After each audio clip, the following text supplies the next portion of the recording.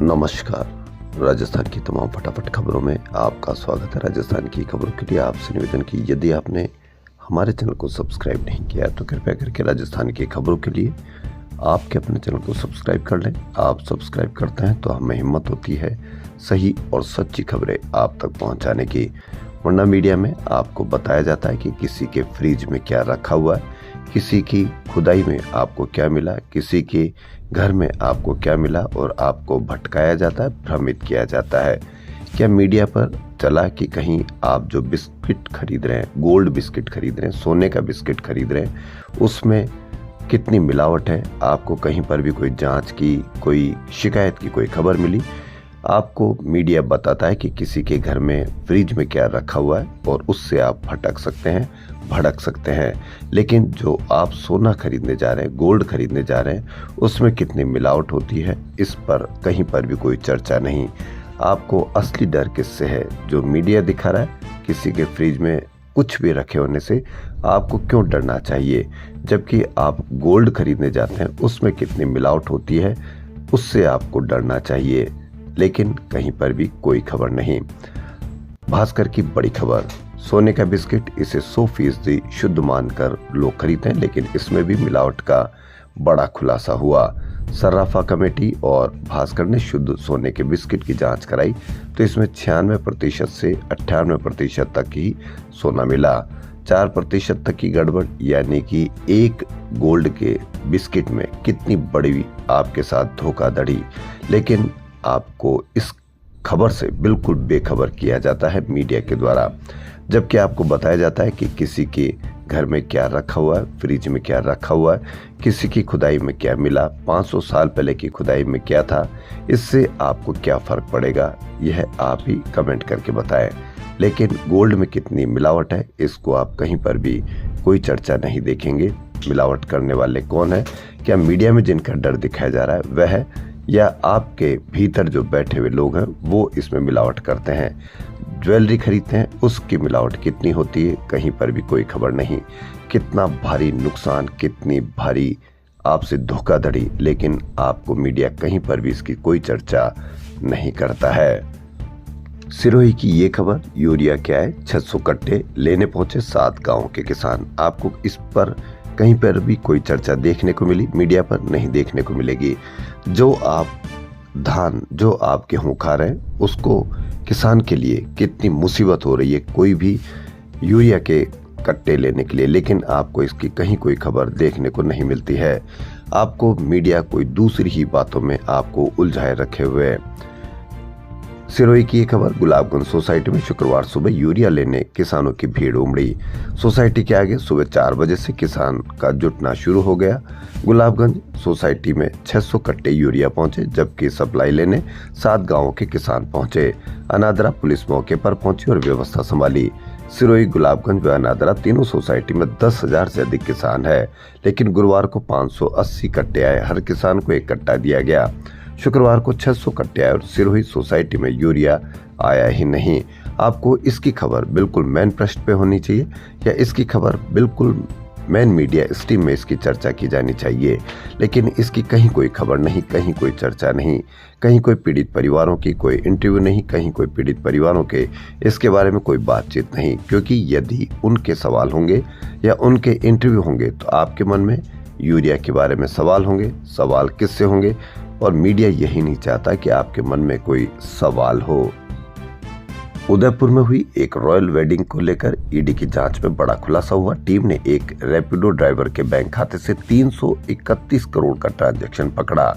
इतने बड़े अमाउंट के लेन देन को मनी लॉन्ड्रिंग से जोड़ा देखा जा रहा है।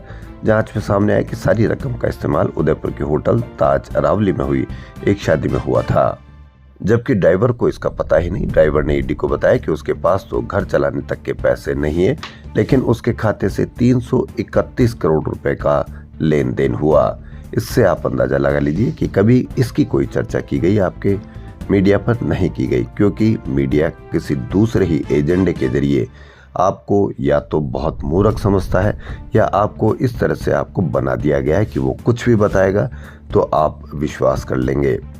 राजस्थान हाईकोर्ट ने साल 2018 में 8000 पदों के लिए हुई शिक्षक भर्ती की मेरिट सूची दोबारा बनाने के निर्देश दिए। कोर्ट ने राज्य सरकार को निर्देश दिया कि शिक्षक ग्रेड सेकंड नॉन टीएसपी क्षेत्र की भर्ती में चयनित उम्मीदवारों की वरिष्ठता सूची 2 महीने में दोबारा तैयार की जाए। यह आदेश जस्टिस मुन्नुरी लक्ष्मण ने शुक्रवार को दिया।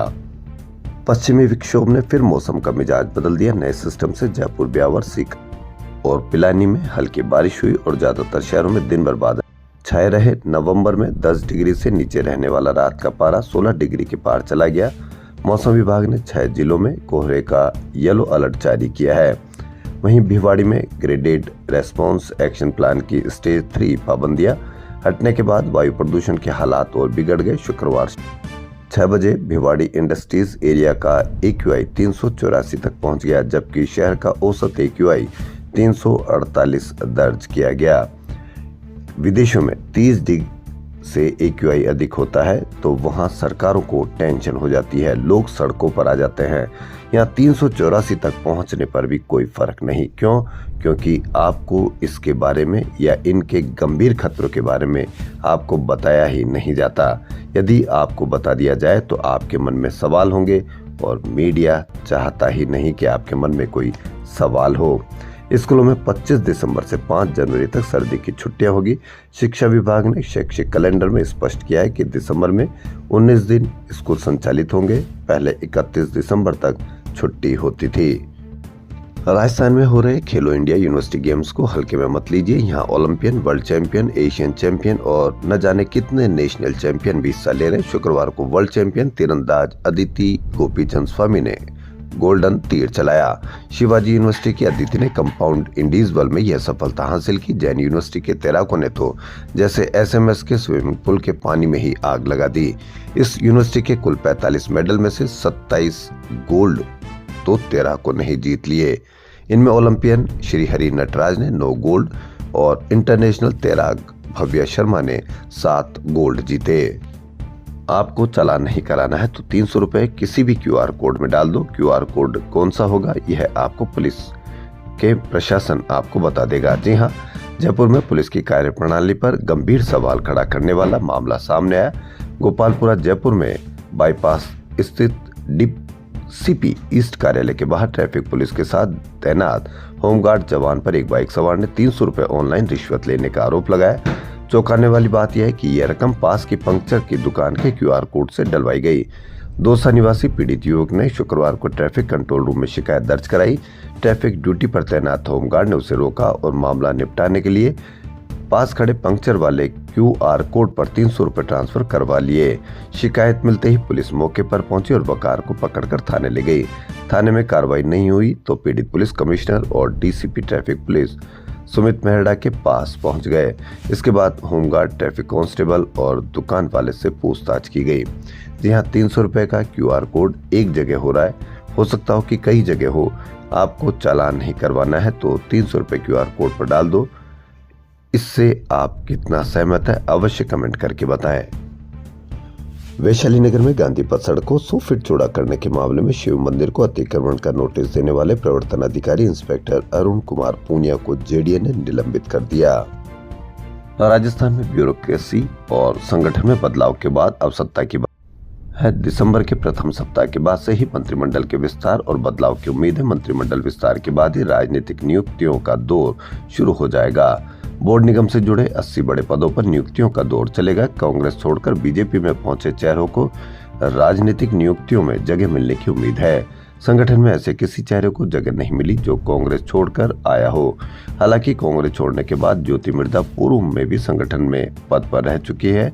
गौरतलब है कि प्रदेश में पंचायत और निकाय चुनाव होंगे और भजन लाल सरकार की वर्षगांठ भी है। ऐसे में सत्ता और संगठन की वर्किंग में तेजी लाने की दिशा में काम चल रहा है। उधर बोर्ड निगमों में BJP से जुड़े कई बड़े चेहरों को जगह मिलेगी। राजस्थान लोक सेवा आयोग की सदस्य डॉक्टर संगीता आर्य ने शुक्रवार को इस्तीफा दे दिया। संगीता आर्य का कार्यकाल 13 अक्टूबर 2026 तक था।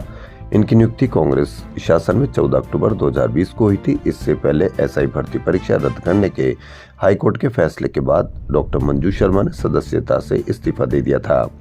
RPSC में सदस्यों के 10 पद हैं, इनमें से अब 3 पद खाली हैं। बाबूलाल कटारा निलंबित है।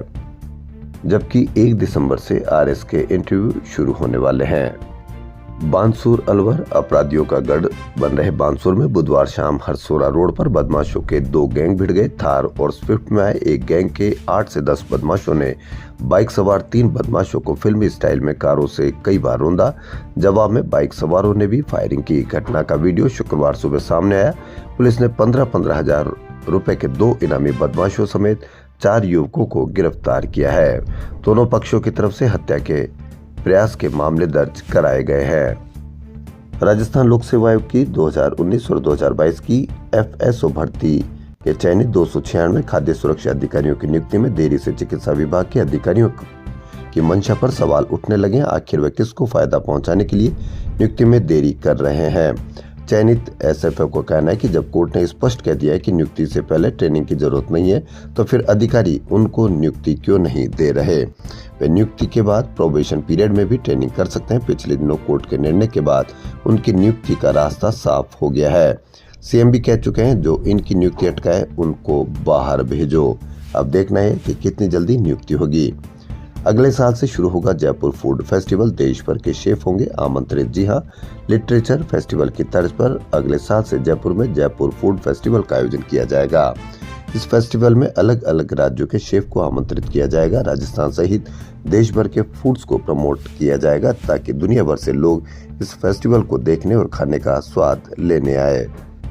हाई कोर्ट में मौजूदा 50 जजों की संख्या जल्दी बढ़ेगी। हाई कोर्ट में अब 60 न्यायाधीश होंगे। कोर्ट प्रशासन ने राज्य सरकार को भेजा प्रस्ताव। अब देखना ये कि कितनी जल्दी ये 60 की संख्या होगी ताकि आमजन को राहत मिल सके। 1962 के युद्ध में हुई मशहूर रेजांग ला की लड़ाई में 13 कुमाऊं रेजिमेंट के 120 भारतीय सैनिकों की बहादुरी को दिखाती फिल्म 120 बहादुर को राजस्थान में टैक्स फ्री कर दिया गया है। सांगानेर सदर इलाके जयपुर में वाटिका स्थित आशियाना समूह की आशियाना गुलमोहर गार्डन कॉलोनी में गुरुवार तड़के नकाबपोश 5 बदमाशों ने 5 विला में चोरी की वारदात को अंजाम दिया। चोर 25 से 30 लाख रुपए कीमत के सोना चांदी के जेवर और नकदी लेकर फरार हो गए। जयपुर रेलवे स्टेशन से सिंधी कैंप बस स्टैंड को जोड़ने वाली खासाकोटी पुलिया शनिवार से श्री अमरापुर सेतु कहलाएगी। अब ब्लैडर में भी पेसमेकर होगा, यूरिन होगी, कंट्रोल कैथेटर्स की जरूरत नहीं पड़ेगी। नई तकनीक से मरीजों को मिल रहा उपचार। विश्व मूवमेंट डिसऑर्डर दिवस आज। मूवमेंट डिसऑर्डर पार्किंसन बीमारी के मरीज बढ़े।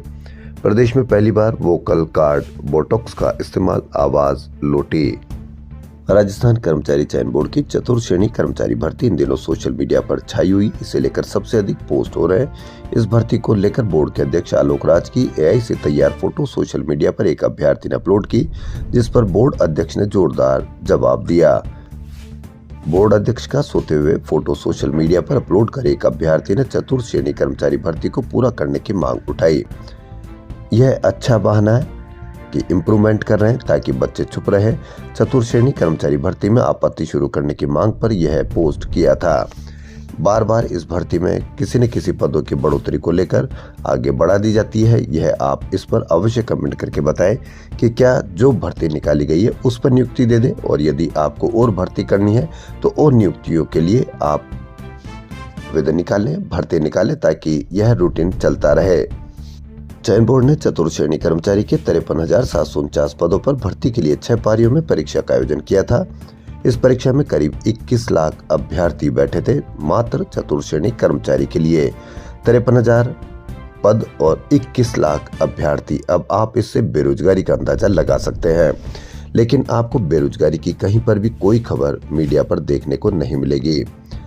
कमिश्नरेट में सड़क पर मिले घायल को समय पर अस्पताल पहुंचाकर जान बचाने वाले सियाराम व साइबर क्राइम से संबंधित 14 मोबाइल ट्रेस करने वाली सरिता सहित 6 जवानों को पुलिस कमिश्नर सचिन मित्तल ने शुक्रवार को constable of the month award देकर सम्मानित किया। SMS अस्पताल जयपुर की इमरजेंसी में गंभीर मरीजों को बेहतर इलाज मिले, इसलिए गंभीर और सामान्य बीमारी के मरीजों के लिए अब अलग अलग व्यवस्था रहेगी। यह निर्देश शुक्रवार रात 8:30 बजे इमरजेंसी पहुंची चिकित्सा शिक्षा सचिव गायत्री राठौड़ ने दिए। उन्होंने कहा कि बढ़ रहे मरीजों के ग्राफ के हिसाब से मैन पावर के लिए एक्शन प्लान मांगा है। बिजली के खुले पड़े तारों को ठीक करने और शुद्ध खाना उपलब्ध करवाने के लिए अन्नपूर्णा रसोई योजना के बारे में संबंधित अधिकारियों को निर्देश दिए हैं। राजस्थान के मुख्य सचिव वी श्रीनिवास ने ज्वाइन करने के 10 दिन के अंदर प्रदेश के लिए 10 साल आगे के प्लान बनाने शुरू कर दिए। सीएस का कार्यकाल भी 10 माह से कम बचा है, फिर भी वे प्रदेश के रोड एक्सीडेंट और मौतों के आंकड़े प्रथम चरण में ही आधे करने पर काम कर रहे हैं। राष्ट्रीय खाद्य सुरक्षा अधिनियम से करीब 48 लाख ऐसे लोगों ने अब तक नाम हटवा लिए जो मुफ्त गेहूं पाने के हकदार नहीं थे। ऐसे अपात्र लोगों से अब कोई वसूली नहीं होगी, लेकिन सरकार ने योजना से जुड़े अपात्र परिवारों को स्वयं के स्तर पर नाम हटाने के लिए 31 दिसंबर तक का समय दिया है। इस तारीख के बाद भी अगर कोई अपात्र परिवार या व्यक्ति अपना नाम पोर्टल से नहीं हटवाता है तो सरकार उनसे पैसों की वसूली करेगी। प्रदेश युवा कांग्रेस में सख्ती तेज हो गई। अनुशासनहीनता पर संगठन ने 12 जिलाध्यक्षों को कारण बताओ नोटिस जारी किए हैं। इसकी वजह 2 दिन पहले राष्ट्रीय प्रभारी बैठक में हुआ फैसला बताया जा रहा है। इसमें 12 जिलों के अध्यक्ष मीटिंग में नहीं आए। गौरतलब है कि इससे पहले भी राष्ट्रीय अध्यक्ष की अगुवाई में जयपुर के शहीद स्मारक पर हुए एक प्रदर्शन में गैर हाजिर रहने पर 18 जिलाध्यक्षों को भी नोटिस जारी किए थे। आरजीएचएस में घोटाले और गड़बड़ियों को रोकने के लिए विभाग ने अभियान चलाया। चिकित्सा विभाग ने 3 माह में 34 अस्पताल और 431 फार्मा स्टोर को योजना से निलंबित कर दिया। 28 सरकारी कार्मिकों को भी योजना के दुरुपयोग के मामलों में निलंबित कर दिया है। सीएम आयुष्मान बाल संबल योजना में मस्कुलर डिस्ट्रॉफी और रेयर डिजीज के 18 साल से अधिक आयु वाले मरीजों को भी लाभ मिलेगा। दैनिक भास्कर में 15 नवंबर को मस्कुलर डिस्ट्रॉफी के मरीजों की पीड़ा को प्रमुखता से उठाया था। कोर्ट ने भी मामले को गंभीरता से लेते हुए पहली बार सरकारी पॉलिसी में खुद ने परिवर्तन किया है। मेयो कॉलेज की 150वीं वर्षगांठ पर शुक्रवार रात भव्य ड्रोन शो आयोजित किया गया। कोटा एक्सप्रेसवे शुरू होने के 1 साल में 5वां हादसा। आगे चल रहे वाहन से टकराई बस, चालक सहित 2 की मौत, 12 घायल। जिले के कैथून थाना क्षेत्र से निकल रहे दिल्ली मुंबई 8 लेन एक्सप्रेसवे पर शुक्रवार को निजी स्लीपर बस हादसे का शिकार हो गई। हादसे में चालक और उसके साथी की मौके पर ही मौत हो गई। रोज प्रतिदिन हम किसी न किसी को हादसे में मार बैठते हैं, लेकिन फिर भी कहीं कोई खबर नहीं, कहीं कोई बड़ी कवरेज नहीं और न ही आम जनता में इस पर कोई डर। राजस्थान की खबरों में फिलहाल इतना ही। यदि आपको राजस्थान की खबरें पसंद आ रही तो आपके अपने चैनल को सब्सक्राइब कर लें। धन्यवाद।